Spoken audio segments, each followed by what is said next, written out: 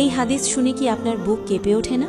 রমজান শুধু না খেয়ে থাকার নাম নয়, রমজান হল তাকওয়া অর্জনের মাস। আল্লাহ তাআলা বলেন, হে ঈমানদারগণ, তোমাদের উপর রোজা ফরজ করা হয়েছে যাতে তোমরা তাকওয়া অর্জন করতে পারো। সূরা বাকারা 183 নম্বর আয়াত।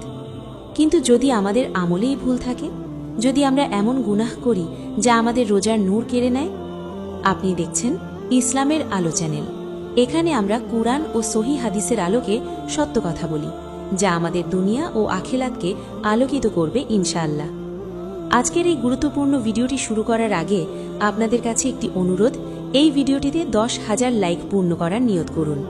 এখনই লাইক বাটনে চাপ দিন, কারণ হয়তো আপনার একটি লাইক কারো হেদায়েতের কারণ হয়ে যাবে। প্রিয় ভাই ও বোন, আজ আমরা জানব রমজান মাসে এমন 10টি মারাত্মক ভুল যেগুলো করলে রোজা রেখেও রোজা কবুল নাও হতে পারে।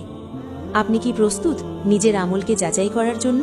প্রথম ভুল, গীবত ও অপবাদে লিপ্ত হওয়া। প্রিয় ভাই ও বোন, রোজা রেখে যদি আপনি মানুষের নামে গীবত করেন, অপবাদ দেন বা কারোর সম্মানহানি করেন, তাহলে আপনার রোজার সওয়াব ভীষণভাবে ক্ষতিগ্রস্ত হতে পারে। আল্লাহ তাআলা বলেন, তোমরা একে অপরের গীবত করো না। তোমাদের কেউ কি তার মৃত ভাইয়ের গোশত ভক্ষণ করতে পছন্দ করবে? সূরা হুজুরাত 12। ভাবুন তো, আল্লাহ গীবতকে মৃত ভাইয়ের গোশত খাওয়ার সাথে তুলনা করেছেন। তাহলে রোজা রেখে এই গুনাহ করলে রোজার অবস্থা কি হবে? রাসূলুল্লাহ সাল্লাল্লাহু আলাইহি ওয়াসাল্লাম বলেছেন, যে ব্যক্তি মিথ্যা কথা ও সে অনুযায়ী আমল পরিত্যাগ করে না, তার খাদ্য ও পানীয় ত্যাগ করার আল্লাহর কোনো প্রয়োজন নেই। সহিহ বুখারী। অর্থাৎ আপনি যদি সারাদিন না খেয়ে থাকেন কিন্তু জিহ্বা নিয়ন্ত্রণ না করেন, তাহলে রোজার আসল উদ্দেশ্য পূরণ হয় না।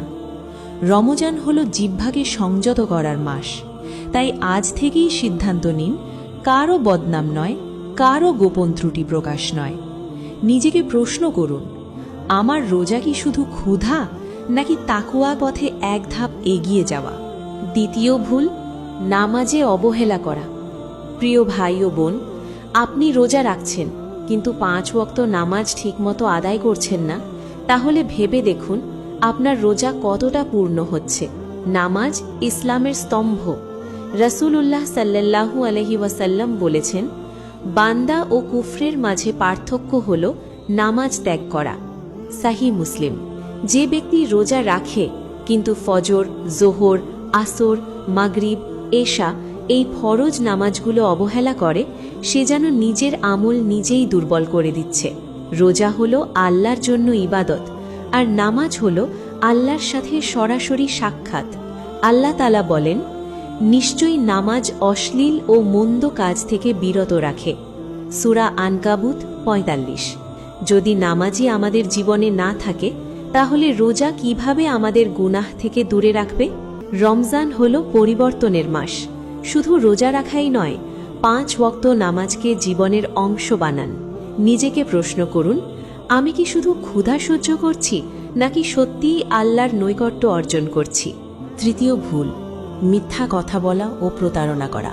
প্রিয় ভাই ও বোন, রোজা রেখে যদি আপনি মিথ্যা কথা বলেন, কারো সাথে প্রতারণা করেন বা কথায় কাজে অসততা করেন, তাহলে আপনার রোজার সওয়াব মারাত্মকভাবে ক্ষতিগ্রস্ত হতে পারে।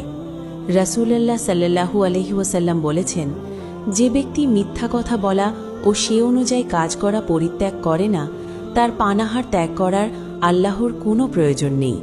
সহিহ বুখারী। ভাবুন, আপনি সারাদিন ক্ষুধা তৃষ্ণা সহ্য করছেন কিন্তু মুখ দিয়ে মিথ্যা বেরোচ্ছে, তাহলে সেই রোজার মূল্য কতটুকু? রমজান হলো আত্মশুদ্ধির মাস। এই মাসে আমাদের কথা, লেনদেন, ব্যবসা বাণিজ্য সব কিছুতে সত্যবাদিতা থাকা জরুরি।